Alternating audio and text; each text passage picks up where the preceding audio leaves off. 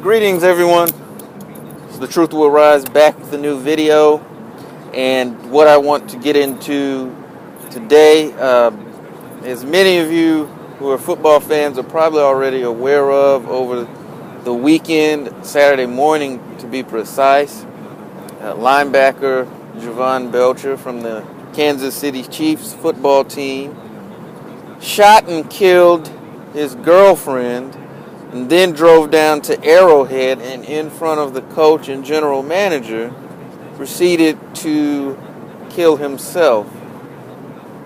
And first of all, I think the whole situation is just sad because now you have a child who's lost both of his parents,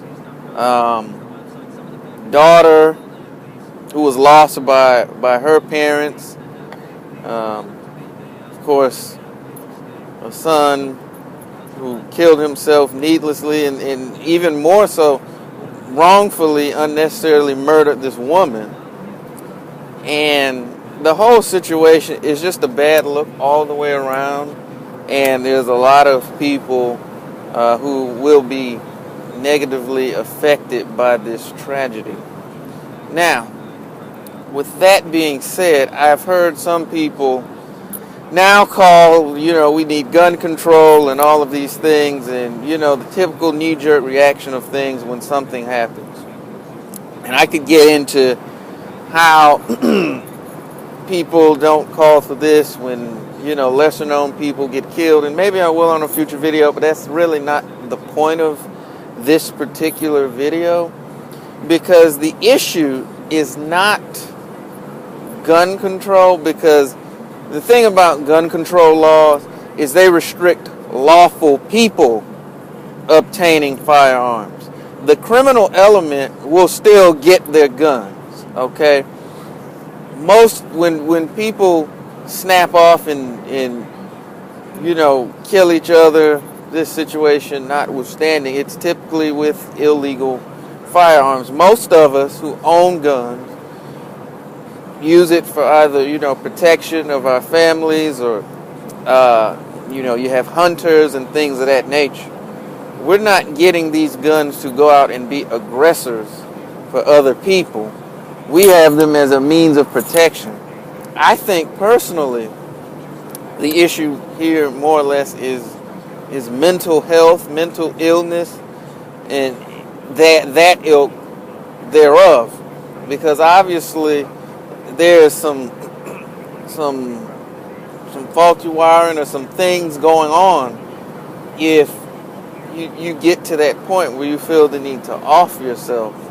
And whether he used the gun to do it or hung himself, there was, for whatever was going on in Mr. Belcher's life, there's some serious issues that were present that people may not have noticed or known, or maybe he didn't disclose them or whatever, but there was obviously some sort of mental issues going on, and I think that is what really needs to be looked at, because like I said, the